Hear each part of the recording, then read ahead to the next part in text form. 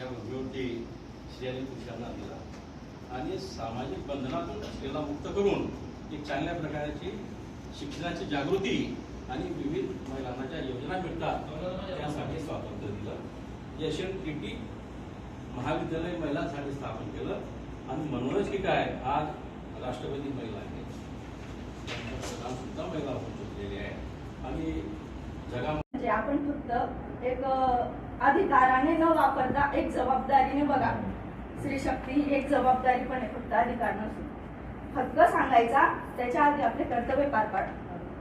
फक्त me by आहे, माझं ढकून घ्या, मी बाई माणूस आहे, मला पुढे येऊ द्या, त्याच्या आधी तुम्ही काहीतरी कर्तव्य करा.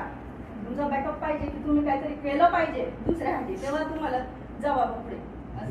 आणि त्यानिमित्ताने मी गुजर सेनेतर्फे आम्ही सर्व या ठिकाणी एकत्रित आलेलो आहोत आणि त्यांनी आमचे सत्कार पण केलेले आहेत. बऱ्याच जणांनी उत्साहवर्धक भाषणं दिली आहे आणि या कार्यक्रमाला अध्यक्ष हेमंत पाटील, नवलराजे पाटील यांचं आणि मंगलबी पाटील यांचं चांगलं सहकार्य झालं. आमच्या महिला बऱ्याच उपस्थित राहिल्या आणि त्यांनी या ठिकाणी चांगलं मार्गदर्शन केलं. सर्व महिलांना महिला दिनाच्या आरोग्यदायी शुभेच्छा देते. सगळ्यांनी आपल्या व परिवाराच्या आरोग्याकडे लक्ष द्या. नक्कीच आपण आपला देश पुढे नेऊ.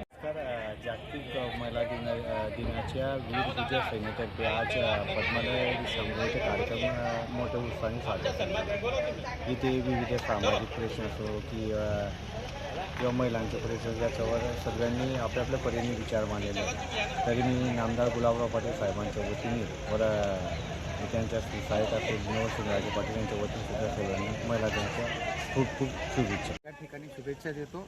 आणि मी कवी प्रकाश पाटील माझ्या कवितेच्या माध्यमातून मी आता ज्या मुलींचे प्रमाण कमी होत आहे त्याच्यावरती प्रबोधन करतो आहे. त्याच्यावरतीच मी एक कवितेचे कडवं आपल्यासमोर सादर करतो आहे.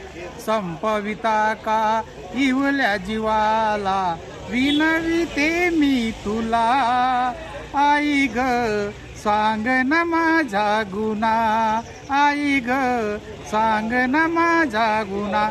तर मित्रो, अशा बऱ्याच ठिकाणी भ्रूण हत्या होते आहे. त्याच्यामुळे साहजिकच मुलींचं प्रमाण कमी होत आहे आणि मुलांचं लग्न होत नाही आहे आणि मुलं अपसेट होऊन ते बऱ्याच ठिकाणी आता आत्महत्या करत आहेत. तर महिलांना माझा हात जोडून विनंती आहे की त्यांनी मुलगा समजूनच मुलीचा जर जन्म दिला तर ते फार मोलाचं राहील.